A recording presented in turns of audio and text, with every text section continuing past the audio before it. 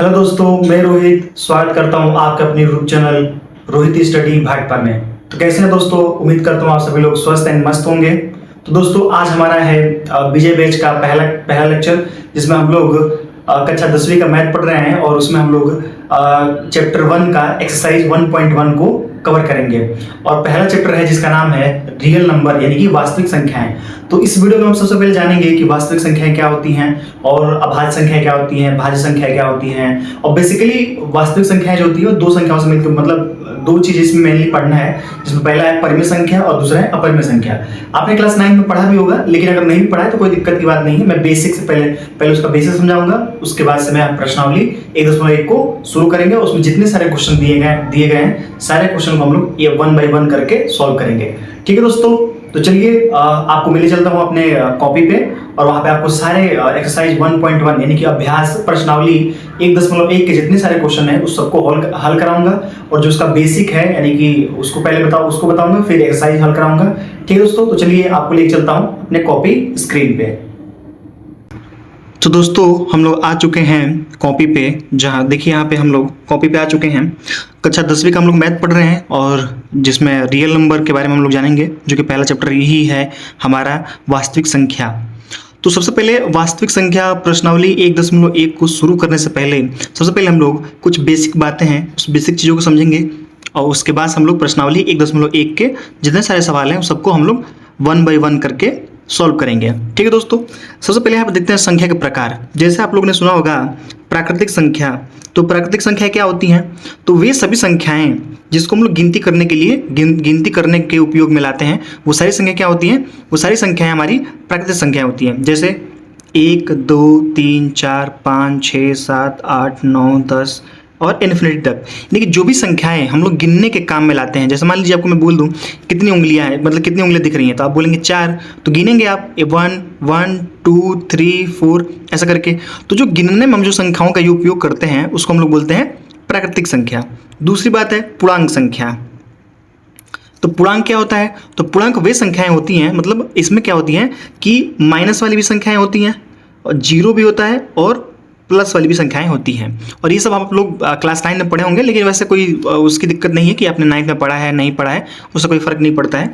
तो जो पूर्णांक होता है उसमें क्या होता है? पूर्णांक में ये होता है कि वो सारी संख्याएं आएंगी, जैसे जो प्लस वाली संख्याएं हैं यानी कि 1, 2, 3 वाली, ये तो आएंगी, साथ में जीरो आएगा और फिर माइनस वाली संख्या आएंगी। माइनस में कितना? तो अनंत तक ले सकते हैं, यानी कि -10, -11, -12, -15 ये सब। ठीक है, चलिए दूसरा इसमें सबसे मेन है और सबसे इंपॉर्टेंट ये है कि परिमेय संख्या क्या होता है। यहाँ पे लिखा है परिमेय संख्या, तो इसमें लिखा है कि जिन्हें हम भिन्न के रूप में लिख सकते हैं, जैसे 3/4। तो परिमेय संख्या किसे कहते हैं मैं यहाँ पे बता देता हूँ कि वे सभी संख्याएं जिसको हम लोग P बाई Q के रूप में लिख सकते हैं। अगर इसके रूप में हम लोग लिख ले रहे हैं यानी कि भिन्न के रूप में लिख ले रहे हैं तो उसको हम लोग क्या बोलेंगे? परिमेय संख्या बोलेंगे। जहाँ पे Q, यहाँ हम लोग वैसे में पढ़ते हैं कि जो Q होता है वो नॉट इक्वल टू 0 होता है, यानी कि जो Q है वो 0 कभी नहीं हो सकता। अगर Q 0 हो जाएगा तो फिर तो ये P/Q के रूप में रहा ही नहीं, तो फिर काहे बात का परिमेय संख्या। ठीक है, चलिए दूसरा इसमें है अपरिमेय संख्या। तो हम जानेंगे अपरिमेय संख्या क्या होता है। तो जिन्हें भिन्न के रूप में नहीं लिखा जा सकता उन्हें हम लोग क्या करते हैं? अपरिमेय संख्या कहते हैं। यानी कि जिसको भिन्न के रूप में लिख सकते हैं उसको परिमेय संख्या, और जिनको भिन्न के रूप में नहीं लिख सकते हैं उसको हम लोग क्या कहेंगे? अपरिमेय संख्या। जैसे √2 है, पाई है, पाई को भी हम लोग क्या कहते हैं? अपरिमेय संख्या मानते हैं। ठीक है, और जैसे √5 है। और यहाँ पे यहीं पे मैं एक और बात बता देता हूँ आपको कि जैसे क्या होता है कि परिमेय संख्या आप जान गए कि जिसको हम लोग P/Q के रूप में लिख सकते हैं, और अपरिमेय संख्या जिसको P/Q के रूप में P/Q यानी कि भिन्न के रूप में नहीं लिख सकते हैं उसको क्या बोलते हैं? अपरिमेय संख्या। और परिमेय संख्या क्या बोलते हैं? जिसको P/Q के रूप में लिख सकते हैं। ठीक है, चलिए यहाँ पे वास्तविक संख्याएं। तो वास्तविक संख्याएं क्या होती हैं कि परिमेय संख्याएं और अपरिमेय संख्या, यानी सबको मिला के परिमेय और अपरिमेय संख्याओं को मिला करके हम लोग क्या बोलते हैं?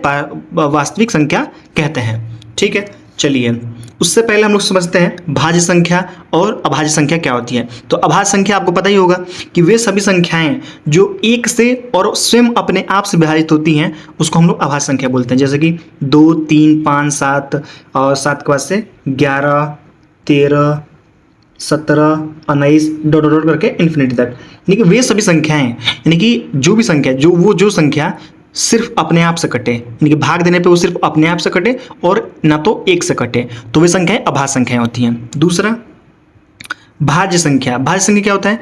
जो अभाज्य संख्याओं के गुणनफल के रूप में लिखी जा सकती है उसे भाज्य संख्या बोलते हैं। भाज्य संख्या जैसे मान लीजिए यहाँ पे 12 दिया है, 12 को हम लोग लिख सकते हैं 2 गुणे 2 गुणे 3, यानी कि 2 दूनी 4 और 4 3 12 हो गया ना, 2 दूनी 4 और 4 3 12। तो हम लोग 12 को क्या लिख सकते हैं? इस फॉर्म में लिख सकते हैं। तो ये जो 12 है, 12 ये हमारा कौन सी संख्या हो जाएगा? ये हमारी भाज्य संख्या हो जाएगी, ये हमारी हो जाएगी भाज्य संख्या। और यहाँ पे 2 जो दिख रहा है और ये 2 दिख रहा है और ये जो 3 दिख रहा है, ये सारी संख्या क्या होती हैं? अभाज्य संख्या होती है, अभाज्य संख्या। ठीक है, आपको समझ में आ रहा होगा अभाज्य संख्या क्यों है? क्योंकि ये 2 जो है सिर्फ अपने आप से कटेगा, नहीं तो 1 से कटेगा, बाकी किसी संख्या से नहीं कटेगा। लेकिन जो 12 है, 12 देखिए कितने संख्याओं से कट जाएगा? एक तो खुद से कट जाएगा, एक से भी कट जाएगा, 2 से भी चला जाएगा भाग, 3 से काटेंगे तो 3 के पहाड़े में भी आता है, 4 के पहाड़े में भी आता है, और ये 6 से भी कट जाएगा। तो यानी कि ये भाज्य संख्या हो गया। ठीक है, तो आप लोगों को समझ में आ रहा होगा भाज्य संख्या कौन सा होता है? जिसको हम लोग कई सारे संख्याओं से जो कट जाता है वो भाज्य संख्या होता है, और जो अभाज्य संख्या कौन सा होता है? जो सिर्फ स्वयं से कटता है।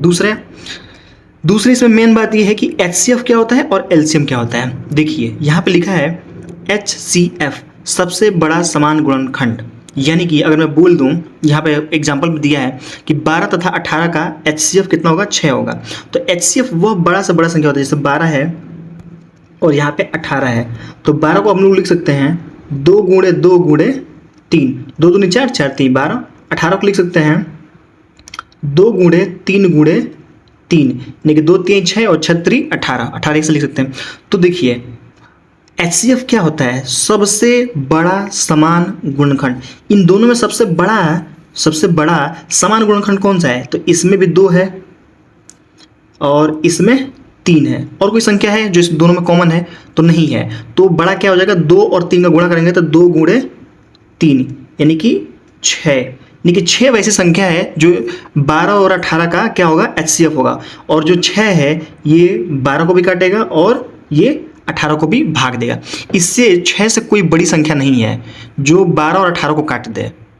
अगर कोई संख्या हो तो आप बताइए, क्योंकि HCF का मतलब ही वही होता है कि बड़ी से बड़ी संख्या, जो जैसे इसमें इंग्लिश में बोलते हैं हाईएस्ट कॉमन फैक्टर, यानी कि सबसे बड़ी संख्या जो इन दोनों को पूर्णतः विभाजित कर दे। HCF क्या होता है? सबसे छोटी समान गुणज, सबसे छोटी समान गुणज। तो 12 और 18 का हम लोग अगर LCM निकालेंगे, LCM, तो वो हो जाएगा जो कॉमन है 2 कॉमन 2 को लिखेंगे, 3 कॉमन है तो 3 को लिखेंगे।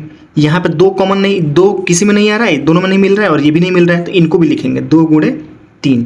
तो क्या हो जाएगा?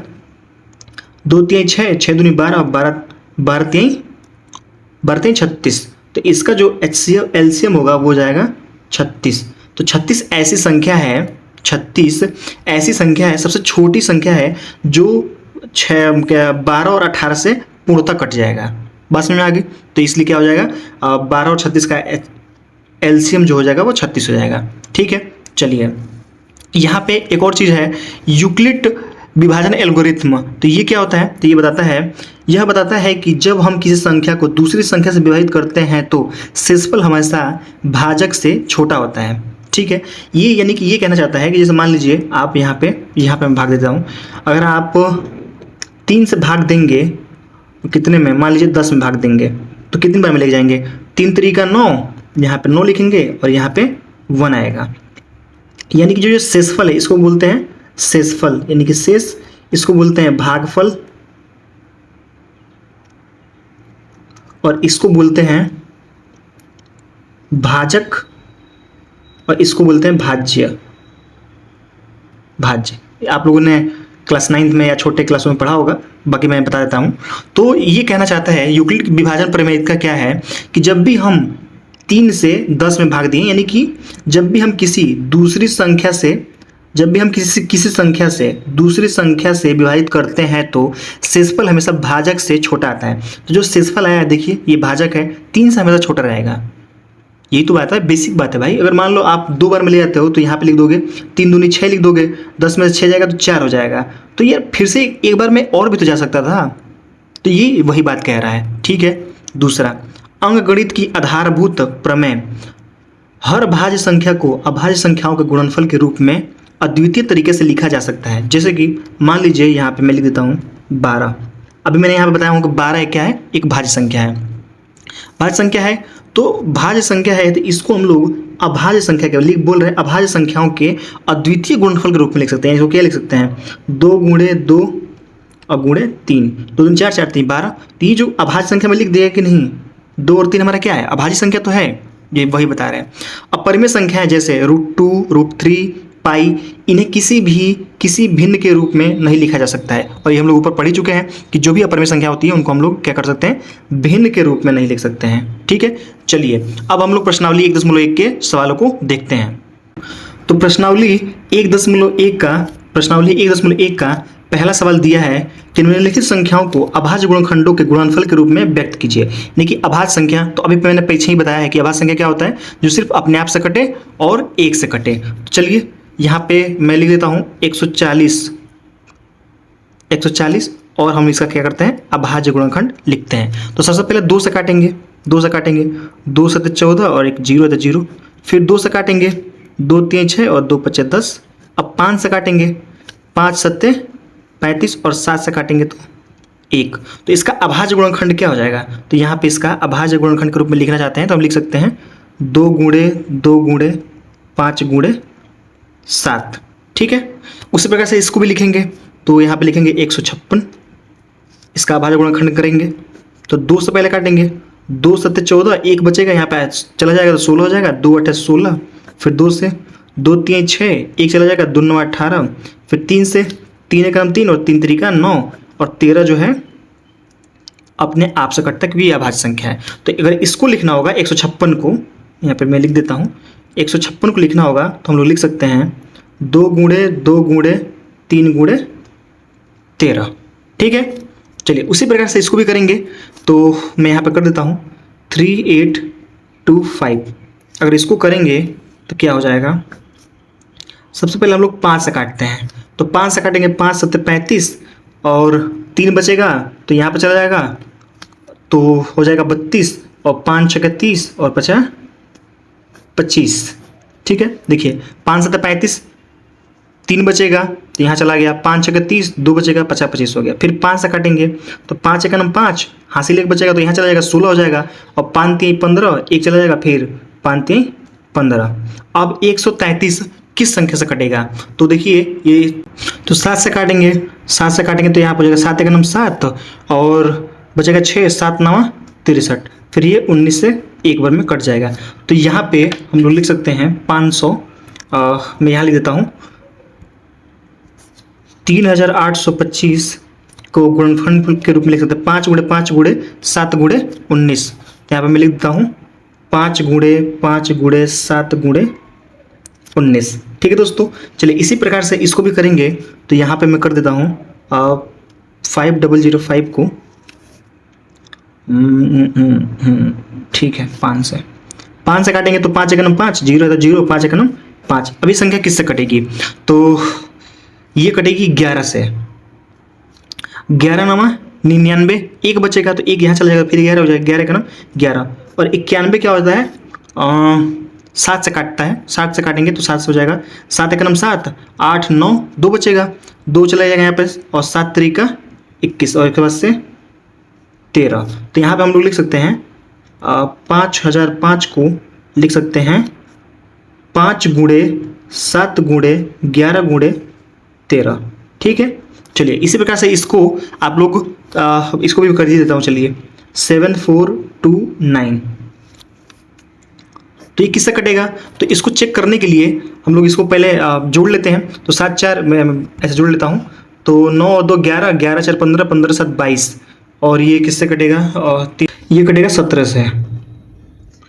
जैसे हम लोग बारी बारी से करते जाएंगे, जैसे हम लोग 2 से पहले ट्राई करेंगे, फिर 3 से, फिर 5 से, फिर 7 से, फिर 11 से, फिर 13 से, तो 17 से इसको काट के देखेंगे तो हो जाएगा 17 चौको 68, फिर यहाँ पे हो जाएगा 52, तो 17 3 हो जाएगा और फिर 7 बार में, फिर उसके बाद हम लोग भाग देंगे 19 से, तो 19 से भाग देंगे तो 19 दूनी 38 और कितना बचेगा यहाँ से 57 हो जाएगा और 19 3 57, फिर ये 23 से कटता है तो ये हो जाएगा 1। तो यहाँ पे हम लोग 7429 को लिख सकते हैं 17 गुणे 19 गुणे 23। ठीक है दोस्तों, तो आई होप आपको ये समझ में आया होगा। चलिए दूसरा क्वेश्चन देखते हैं। दूसरा क्वेश्चन लिखा है कि पूर्णांकों के युग्मों के एचसीएफ और एलसीएम ज्ञात कीजिए तथा जांच कीजिए कि दो संख्याओं का गुणनफल इक्वल टू लसा मतलब एचसीएफ गुणे एलसीएम है। ठीक है दोस्तों, क्या करना चाहता है कि इन दोनों का आप क्या निकालिए, लसा निकालिए और फिर मौसा निकालिए, यानी कि एचसीएफ निकालिए फिर एलसीएम निकालिए। तो दोनों संख्याओं का गुणा करिए और एलसीएम और एचसीएफ का गुणा करके देखिए दोनों बराबर आ रहा है कि नहीं आ रहा है, ये जांच करना है। तो ये तो हमारा थ्योरम भी होता है, लेकिन चलिए हम इसको कर देते हैं। तो यहाँ पे हम लोग 26 का पहले गुणनखंड लिखेंगे। तो यहाँ पे मैं डायरेक्टली 26 का गुणनखंड लिख देता हूँ, जैसे आपको कैसे निकाल लेना। 26 लिखिएगा फिर ऐसे करिएगा, ऐसा करके मैं सीधे ऐसे लिख देता हूँ। यहाँ पर हो जाएगा 13 दूनी 26 होता है तो 2 गुणे 13। ठीक है, यहाँ पे 91 का लिखेंगे तो यह हो जाएगा 7 गुणे 13।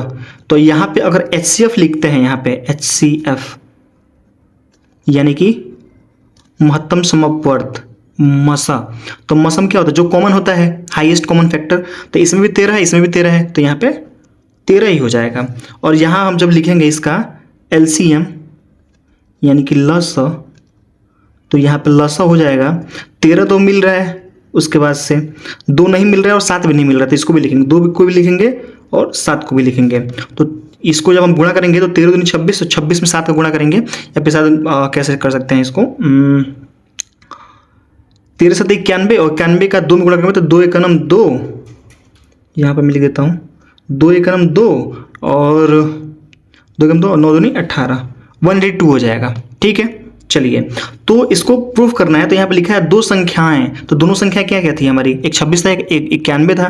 तो यहाँ पे 26 गुणे 91 बराबर लसा गुणे मसा, यानी कि पहली संख्या गुणे दूसरी संख्या बराबर लसा गुणे मसा। तो लसा कितना निकाले हैं हम लोग, लसा निकाले हैं 182 और मसा कितना निकाले हैं 13।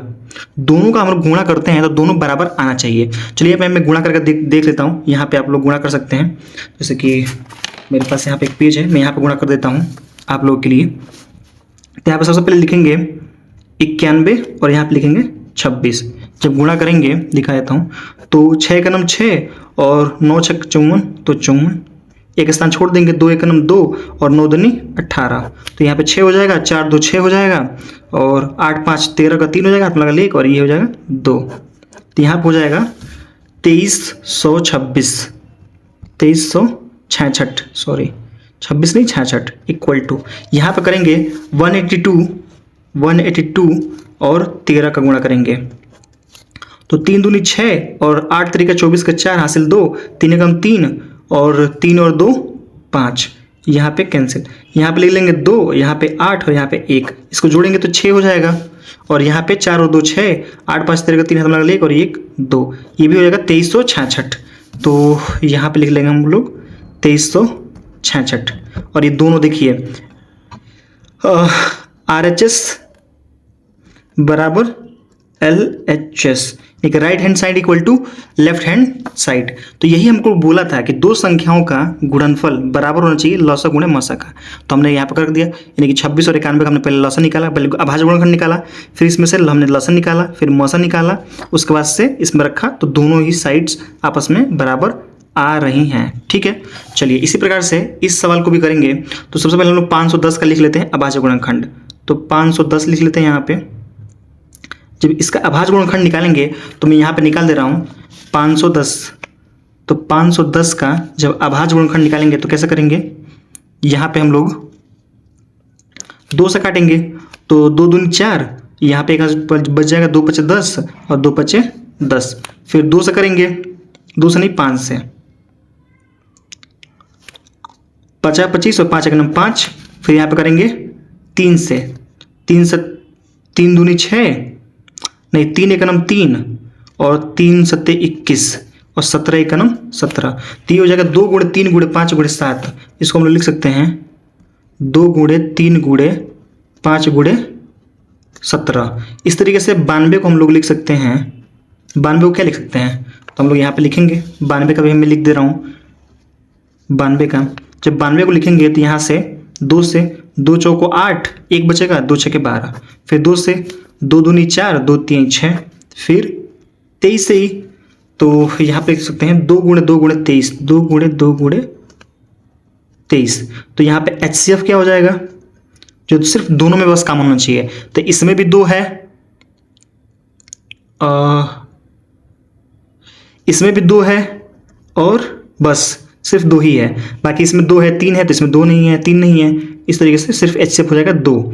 और LCM क्या हो जाएगा, तो LCM हो जाएगा, दोनों में कॉमन क्या है, दोनों में 2 कॉमन है, उसके बाद से क्या कॉमन है, फिर इसके बाद से कुछ कॉमन नहीं है, तो 3 को भी लिखेंगे, 5 को भी लिखेंगे, 17 को भी लिखेंगे, और इन दोनों को भी लिखेंगे। तो 3 गुणे 5 गुणे 17 गुणे 2 गुणे 23, यानी कि इन दोनों को भी मैंने लिख लिया यहाँ पे, और इनको भी मैंने यहाँ पे लिख लिया, इन सब का। उसके बाद से जब गुणा करेंगे तो क्या हो जाएगा, मैं यहाँ पे गुणा करके बता देता हूँ। तो यहाँ पे मैंने गुणा कर लिया है अलग से, तो यहाँ पे आ रहा है 23,460, ठीक है। और जब हमको इसको प्रूफ करना है तो हम लोग वही काम करेंगे कि लसा गुणे मसा और पहले संख्या गुणे दूसरी संख्या। तो यहाँ पे मैं डायरेक्ट लिखता हूँ, पहली संख्या क्या है 510, तो 510 गुणे दूसरी संख्या क्या है 92, यहाँ पे लिख देता हूँ 92 इक्वल टू लसा कितना है 2, और मसा कितना है, HCF कितना है 2346 ठीक है। चलिए इन दोनों का गुणा करके देखते हैं। तो इन दोनों का जो गुणा करेंगे और इन दोनों का गुणा करेंगे, दोनों का सेम ही आएगा, ठीक है। आप नहीं, आपको विश्वास है तो आप लोग करके देख लीजिएगा, जो दोनों ही बराबर आएगा, ठीक है। चलिए अगला क्वेश्चन इसमें देखते हैं। इसमें अगला क्वेश्चन दिया है, ऐसे ही दिया है ये वाला क्वेश्चन। इसमें तीसरा क्वेश्चन दिया है 336 और 54। तो 336 को पहले निकाल लेते हैं अभाज्य गुणनखंड, उसके बाद से फिर हम लोग क्या करेंगे, फार्मूले में फिट कर देंगे। तो यहाँ पे मैं लिख लेता हूँ 336 का पहले हम लोग अभाज्य गुणनखंड निकाल लेते हैं। 2 से काटेंगे, 2 एकम 2, 2 छके 12 और 2 अठे 16, फिर 2 से 2 अठे 16, 2 चौको 8, फिर 2 से 2 चौको 8, 2 दूनी 4, फिर 2 से 2 दूनी 4, 2 एकम 2, 3 सत्ते 21 और 7 एकम 7, यानी कि हम लोग 336 को लिख सकते हैं। तो 336 को हम लोग लिख सकते हैं 2 गुणे 2 गुणे 2 गुणे 2 गुणे 3 गुणे 7, 1 2 3 4, 1 2 3 4 और 3 और 7, ठीक है। फिर वैसे ही हम लोग लिखेंगे 54 को। तो हम लोग 54 का यहाँ पे निकाल लेते हैं, यहीं पे निकाल लेता हूँ मैं, यहाँ पे निकाल लेता हूँ। जब 54 का निकालेंगे तो ये हो जाएगा 2 दूनी 4, 2 7 14, 3 9 27 और 3 3 9 और 3 1 3। तो यहाँ पर हम लोग लिखेंगे 54, और 54 का जब अभाज्य गुणनखंड निकालेंगे तो हो जाएगा 2 गुणे 3 गुणे 3 और गुणे 3, ठीक है। और जब हम यहाँ पे लसा की बात करेंगे, लसा की बात करेंगे तो क्या हो जाएगा, तो जो कॉमन है उसको भी लिखेंगे। तो यहाँ पे 2 कॉमन है, 2 को भी लिखेंगे। यहाँ पे 3 है और यहाँ पे 3 है, तो 1 3 यहाँ पे भी लिखेंगे। और देखिए ना, ये है इसमें है और ये इसमें भी नहीं है, तो इन सबको भी लिखेंगे और इसको भी लिखेंगे। तो 2 गुणे 2 गुणे 2 और गुणे 7, ये तो इस लाइन का हो गया। ये दोनों भी नहीं मिल रहा है, तो इसको भी लिखेंगे 3 3 9, यहाँ पर सीधे मैं डायरेक्ट 9 लिख दे रहा हूँ। तो लसा कितना हो जाएगा, तो आप गुणा करके देख सकते हैं। तो 2 दूनी 4, 4 दूनी 8, 8 दूनी 16, ठीक है। देखिए 2 दूनी 4, 4 दूनी 8 और 8 3 24 और 24 दूनी 48, यानी कि 48। और उसके बाद से 9 7 63, 9 7 63, इन दोनों का गुणा करेंगे। तो मैं इधर अलग से गुणा कर दे रहा हूँ। और गुणा करने पे यहाँ पे आ रहा है 30 24। और जब यहाँ पे हम लोग मौसा की बात करेंगे, मौसा की बात करेंगे तो क्या हो जाएगा, इसमें एक 2 कॉमन है तो 2 लिखेंगे, और 3 कॉमन है तो 3 लिखेंगे, बस यही 2 कॉमन है। तो 3 दूनी 6, तो इसका जो मौसा होगा वो 6 आ जाएगा, इसका जो लसा है वो ये आ जाएगा। अब इसको जब हम लोग सिद्ध करेंगे, प्रूफ करेंगे, तो पहली संख्या लिखा है 336 और दूसरी संख्या है 54। तो इन दोनों का गुणा करेंगे और यहाँ पे लसा यानी कि 30 और 24, देखिए ये हमने लसा निकाल रखा है, और मौसा यानी कि 6, इसका 6 का गुणा करेंगे। जब दोनों का गुणा करेंगे तो क्या आएगा, वो मैं गुणा करके लिख देता हूँ। देखिए इस दोनों का गुणा करने पे आ रहा है 18,144, और इन दोनों का भी गुणा करने पे आ रहा है 18,144। देखिए 6 चौको 24 के 4 हासिल 2, 6 दूनी 12, 2 14 के 4 हाथ में लगा 1, 6 शून्य 0 और 1 और 6 3 18, ठीक है, तो ये हमने यहाँ पे सत्यापन कर दिया है। तीसरा क्वेश्चन इसमें दिया है कि अभाज्य गुणनखंड विधि द्वारा निम्नलिखित पूर्णांकों के HCF और LCM ज्ञात कीजिए। तो अभी हम लोगों ने निकाला, हम लोग वही कर ही रहे थे, चलिए अभी इसको भी कर देते हैं। तो यहाँ पे पहला सवाल दिया है, पहला सवाल हम लोग देख लेते हैं। यहाँ पे लिख लेंगे 12, 15, 21। जब इसका निकालेंगे तो ये हो जाएगा, देखिए यहाँ पे हमको लसा भी निकालना है और मौसम निकालना है। तो इस तरीके से ना करके हम ऐसे 12 का गुणनखंड लिख लेते हैं। तो 12 का गुणनखंड हो जाएगा 2 गुणे 2 गुणे 3। 15 का लिख लेते हैं तो ये हो जाएगा 3 गुणे 5। 21 का लिखेंगे तो ये हो जाएगा 3 गुणे 7। ठीक है, तो अगर इसका हम लोग HCF निकालते हैं, HCF यानी कि महत्तम समापवर्त, और यहाँ पर हम लोग निकालते हैं LCM यानी कि लघुत्तम समापवर्त। तो क्या हो जाएगा वो मैं यहाँ पर लिख के बता देता हूँ। तो देखिए मौसा क्या होता है, जो तीनों में कॉमन हो। देखिए इसमें 2 है लेकिन इसमें इन दोनों में नहीं है। एक चीज़ कॉमन है, इसमें भी एक है, इसमें भी एक है, इसमें भी एक है। क्यों? क्योंकि सॉरी, किसी भी संख्या में 1 से गुणा करेंगे तो वही रहेगा, इसमें भी 1 से करेंगे तो इसमें भी 1 करेंगे। तो इसका जो HCF हो जाएगा वो क्या हो जाएगा, नहीं 1 नहीं होगा, इसमें देखिए 3 है। इसमें देखिए यहाँ भी 3 है, यहाँ भी 3 है और यहाँ भी 3, तीनों में 3 3 है। तो इसका जो आंसर हो जाएगा वो 3 हो जाएगा, ये हो जाएगा आंसर। और जो लसा हो जाएगा तो इसमें 2 नहीं मिल रहा है, 3 मिल रहा है, तो 3 तो होगा ही होगा। और ये दोनों 2 नहीं मिल रहे हैं तो इन दोनों 2 को लिख लेंगे गुणे। इसमें 5 नहीं मिल रहा है, इसमें 7 नहीं मिल रहा है, तो ये भी लिख लेंगे, 5 और 7 को भी लिख लेंगे। जब इसका गुणा करेंगे तो 2 दूनी 4 और 4 5 20, 20 3 60 और 7 60 और 6 7 6 42, 420। 420 इसका क्या हो जाएगा, LCM हो जाएगा, और HCF कितना हो जाएगा इसका 3 हो जाएगा। उसी प्रकार से इसका निकालेंगे तो इसको मैं लिख लेता हूँ यहाँ पे 17 है। 17 का अभाज्य गुणनखंड निकालेंगे तो क्या हो जाएगा, 17 17 अपने आप से कटता है तो 17 हो जाएगा, और 1 लिख सकते हैं। 23 को लिख सकते हैं 23 और गुणे 1, और 29 को लिख सकते हैं 29 गुणे 1। देखिए मैं ऐसा क्यों लिख रहा हूँ, क्योंकि 29 अपने आप से कटता है, 23 भी अपने आप से कटता है, 17 भी अपने आप से कटता है, ये आपको पता है।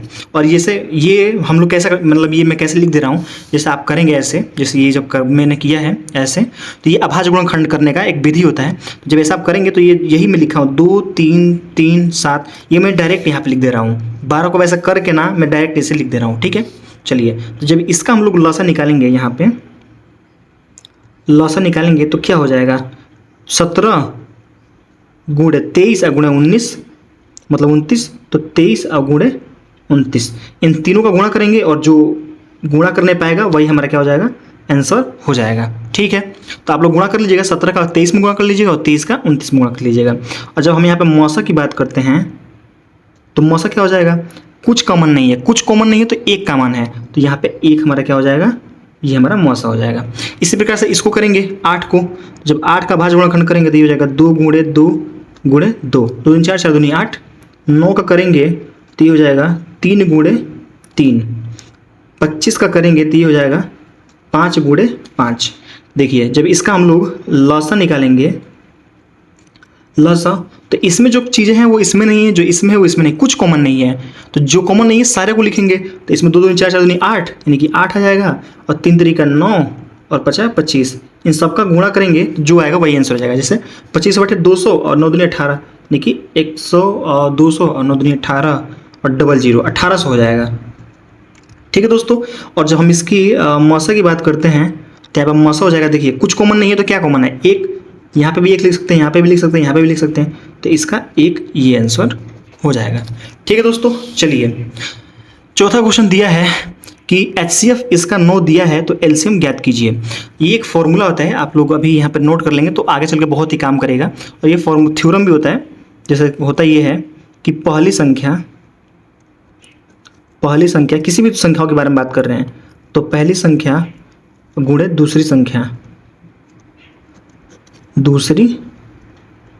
संख्या बराबर होता है लसा और गुणे मसा। यानी क्या कहना चाहता है कि किसी भी 2 संख्याओं को आप लीजिए, उन दोनों को गुणा करिए आपस में और उनके दोनों के लसा और मसा का गुणा कीजिए तो उनका जो आंसर होता है दोनों आपस में बराबर होता है। तो अगर इस फार्मूला का हम लोग सहायता लेते हैं तो क्या हो जाएगा, पहली संख्या कितना दिया है 306, दूसरी संख्या कितना दिया है 657, तो 657 लिख लेंगे बराबर लसा, तो लसा में निकालना है तो लसा को लसा ही रहने देते हैं, मसा यानी कि 9 दिया है तो यहाँ पे 9 लिखते हैं, 9 यहाँ पे गुणा कर रहा है इधर आएगा तो भाग, तो यहाँ पे लसा बराबर कितना हो जाएगा, लसा बराबर हो जाएगा 306 गुणे 657 और डिवाइड बाई 9। तो जब 9 से काटेंगे तो 9 से काट के देख लेते हैं, तो यहाँ पे हो जाएगा 7 12 6 18, 9 से कट जाएगा, 9 7 63, 2 बचेगा और 9 3 27 73, यानी कि 306 में 73 का गुणा कर देंगे तो ये हमारे यहाँ पे क्या हो जाएगा, लॉसा निकल के आ जाएगा। मैं यहाँ पे गुणा करके बता देता हूँ कितना आएगा। देखिए दोस्तों गुणा करने पे आ रहा है 22 33 8। ठीक है दोस्तों, चलिए क्वेश्चन नंबर 5 देखते हैं। क्वेश्चन नंबर 5 कह रहा है कि जांच कीजिए कि क्या किसी प्राकृतिक संख्या n के लिए 6 पे पावर 9 अंक 0 पर समाप्त हो सकता है। यानी कि ये कह रहा है कि कोई प्राकृतिक संख्या n यानी कि 6 पे पावर कोई संख्या n है, n की जगह हम लोग कुछ भी ले सकते हैं, n की जगह पे हम 1 लिख सकते हैं, 2 लिख सकते हैं, 3 लिख सकते हैं, 4 लिख सकते हैं, मतलब जो आपकी इच्छा हो वो लिख सकते हैं। तो क्या ये जब संख्या जो आएगी यहाँ पे मान लीजिए कोई संख्या रहेगी, यहाँ पे कोई संख्या रहेगी, यहाँ पे कोई संख्या रहेगी, तो जो लास्ट वाली संख्या है क्या वो 0 पे समाप्त होगी, ये 0 होगा, कभी हो सकता है। अगर यहाँ पे मान लीजिए ऐसा संख्या लिख दिया जाए कि लास्ट में 0 आ जाए, ऐसा कभी हो सकता है। तो चलिए इसी को मैं यहाँ पे अगले पेज पे बता देता हूँ। देखिए अगर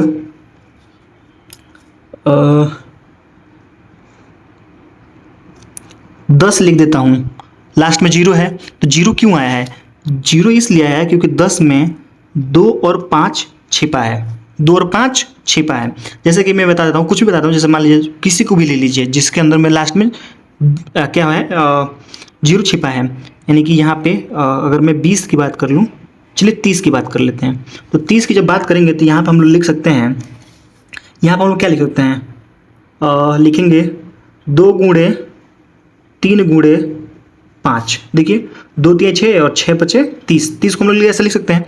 तो 0 कब आया है, इसमें भी देखिए क्या है 2 और 5 है, इसमें भी क्या है 2 और 5 है। चलिए मैं लिख लेता हूँ यहाँ पे और 100 लिख लेता हूँ।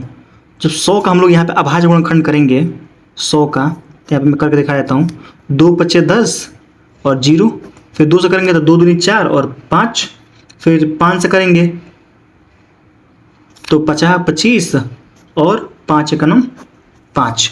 इसका हम लोग लिख सकते हैं 2 गुणे 2 गुणे 5 गुणे 5 लिख सकते हैं, क्योंकि 2 दूनी 4 और 4 5 20 और 20 5 100। ठीक है, देखिए आप लोगों को एक चीज़ समझ में आ रही होगी कि कोई भी संख्या, मैं यहाँ पे लिख देता हूँ, साफ साफ लिख देता हूँ,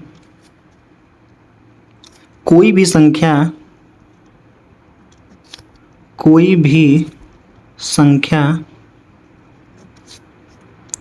शून्य पर तभी समाप्त होगी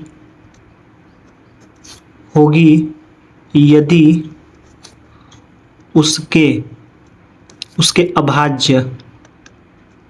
अभाज्य गुणनखंड में 2 एंड 5 हो। यानी कि जैसे हमारे कोई भी संख्या 0 पे तभी समाप्त होती है, जैसे यहाँ पे 10 है तो इसमें आप लोग देखे होंगे कि 2 भी है और 5 भी है, एक 2 है और एक 5 है, एक जोड़ा बन रहा है तो एक 0 आ गया। यहाँ पे 30 है तो 2 है और 5 है, 2 और 5 का एक जोड़ा बन रहा है तो एक 0 आ गया। यहाँ पे 2 0 बन रहा है, यानी कि एक 2 और एक 5 का जोड़ा, फिर एक 2 और एक 5 का जोड़ा। यानी कि किसी भी संख्या के लिए शर्त ये है कि 0 तभी होगा लास्ट में जब उसमें 2 और 5 का युग्म हो। तो यहाँ पे दिया 6 पे पावर, तो 6 का अगर हम लोग अभाज्य गुणनखंड निकालते हैं तो इसमें 2 तो है लेकिन 3 है, इसमें 5 नहीं है, तो ये कभी भी 0 पे समाप्त नहीं हो सकता। तो इसको जो फाइनल आंसर होगा वो होगा कि 6 पे पावर n कभी भी 0 पर समाप्त नहीं हो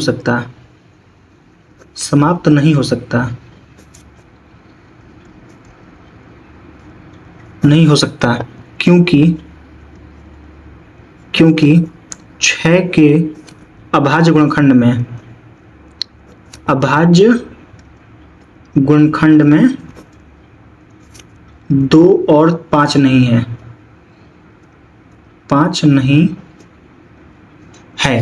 ठीक है दोस्तों, आई होप आपको समझ में आया होगा। चलिए क्वेश्चन नंबर 60 देखते हैं। तो लिखा है व्याख्या कीजिए 7 गुणे 11 गुणे 13 गुणे 13 प्लस 13 और इतना इतना का भाज्य संख्या क्यों है। यानी कि दोनों संख्याएं भाज्य संख्या है, तो क्यों भाज्य संख्या है। तो चलिए इसको लिखते हैं। तो 7 गुणे 11 गुणे 13 प्लस 13 इसको लिख लेते हैं। तो 7 गुणे 6 गुणे 5 गुणे 4 गुणे 3 गुणे 2 गुणे 1 प्लस 5। देखिए इन सब का गुणा करेंगे तो क्या हो जाएगा। देखिए इसको अगर हम गुणा करते हैं तो इसको पहले हम लोग क्या करते हैं 13 कॉमन कर लेते हैं।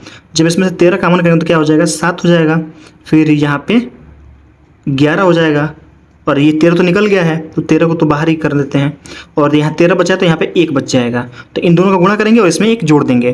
तो 7 में 11 का गुणा करते 11 7 70 और 1 78, यानी कि 13 और गुणे 78, 13 और गुणे 78।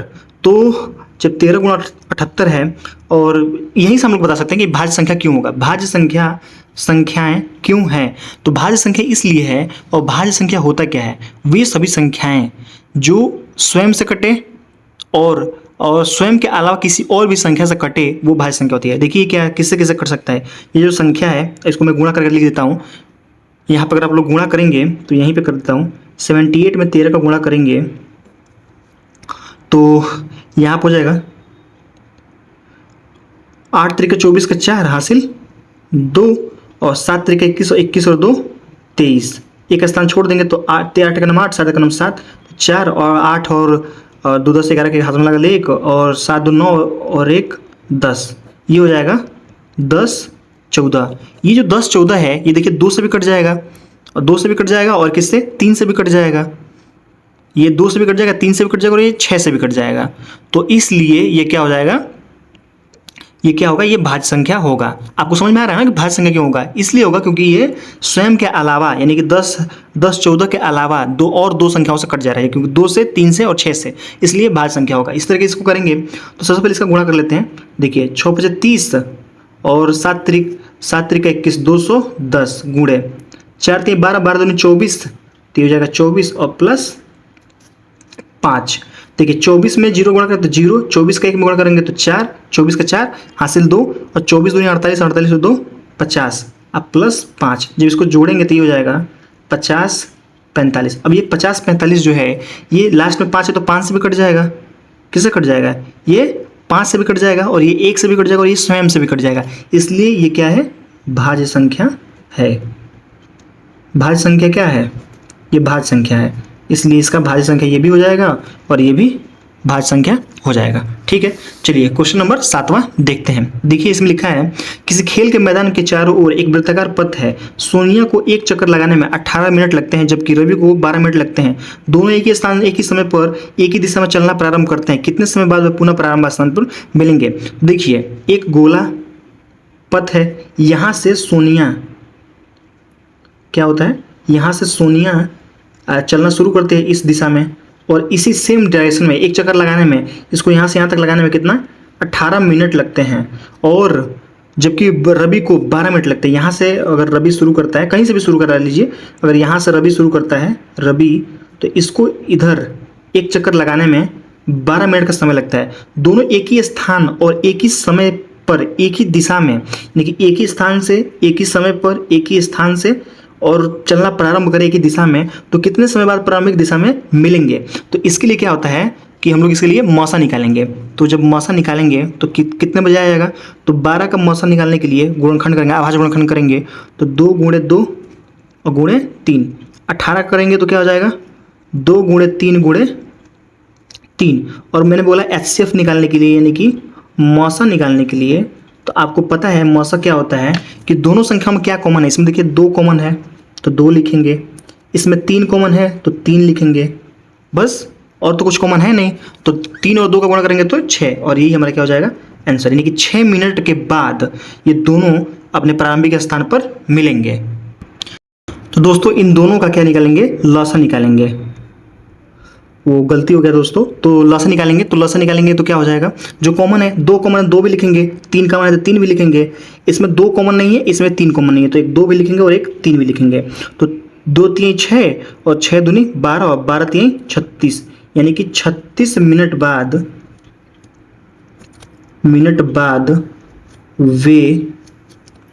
वे क्या होंगे, मैंने ये पुनः प्रारंभ स्थान पर मिलेंगे। तो अगर ये पहली बार मिलने की बात होती कि पहली बार कब मिलेंगे, तो उसके लिए हम लोग क्या निकालते, मौसा निकालते, यानी कि जो 6 मिनट बाद आता है। लेकिन पुनः प्रारंभिक बिंदु पे, यानी कि अगर एक बिंदु से शुरू करते हैं चलना, तो फिर इसी बिंदु पे उनको दोबारा मिलने में कितना समय लगेगा, तो कितना लगेगा, 36 मिनट बाद वे पुनः क्या हो जाएगा, पुनः प्रारंभिक बिंदु में प्रारंभिक स्थान पर मिलेंगे, प्रारंभिक स्थान पर मिलेंगे। ठीक है दोस्तों, तो यहाँ पे आपका प्रश्नावली 1.1 यहीं पे समाप्त हो जाता है। आई होप दोस्तों आपको सारे क्वेश्चन समझ में आए होंगे। अगर हमारा वीडियो अच्छा लग रहा है, हमारी मेहनत अच्छी लग रही है आपको, तो लाइक करें और हमारे चैनल पर नए हो तो चैनल को सब्सक्राइब करें। और मिलते हैं नेक्स्ट वीडियो में अगली प्रश्नावली के साथ। प्रश्नावली 1.2 के सारे क्वेश्चन को अगले वीडियो में हम लोग कवर करेंगे। इसमें जो भी आपके डाउट हैं और जो मैंने होमवर्क दिए हैं उसको भी आप लोग सॉल्व करेंगे, मतलब हल करेंगे। अगर आपको नहीं आता है तो आप उस क्वेश्चन को जब हम नेक्स्ट वीडियो शुरू करेंगे, नेक्स्ट लेक्चर लेंगे, जैसे जिसमें प्रश्नावली 1.2 को शुरू करेंगे, तो सबसे पहले हम लोग क्या करेंगे, जो होमवर्क में क्वेश्चन दिया हूं उस क्वेश्चन को पहले हम लोग हल करेंगे, फिर उसके बाद से प्रश्नावली 1.2 को शुरू करेंगे। ठीक है दोस्तों, आई होप आपको ये वीडियो समझ में आया होगा। अगर हमारी मेहनत अगर आपको अच्छी लग रही है तो आप हमारे चैनल पे नए हैं तो चैनल को सब्सक्राइब कर सकते हैं, और हमारा वीडियो अच्छा लग रहा है तो आप लोग उसको लाइक भी कर सकते हैं। तो मिलते हैं दोस्तों अगले वीडियो में, जिसमें हम लोग प्रश्नावली 1.2 के सवालों को हल करेंगे। तब तक के लिए धन्यवाद, जय हिंद।